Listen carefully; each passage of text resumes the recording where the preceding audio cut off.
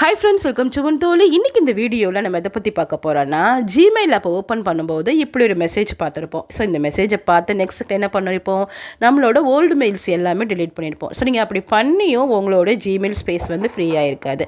நீங்கள் டெலீட் பண்ண நினச்சது தப்பு கிடையாது, நீங்கள் பண்ண இடம் தான் தப்பு. நான் சொல்கிற இந்த 3 இடத்துல ட்ரை பண்ணி பாருங்கள், உங்களோட ஜிமெயில் ஸ்பேஸ் வந்து ஃப்ரீ ஆகும். ஸோ நீங்கள் ஃபஸ்ட்டு பண்ண வேண்டியது உங்களோட வாட்ஸ்அப் போய்க்கோங்க. வாட்ஸ்அப் போயிட்டு டேட்டா ஸ்டோரேஜ் இருக்கும், அந்த டேட்டா ஸ்டோரேஜ் கிளிக் பண்ணி பாருங்கள், மேனேஜ் டேட்டா ஸ்டோரேஜ் இருக்கும்.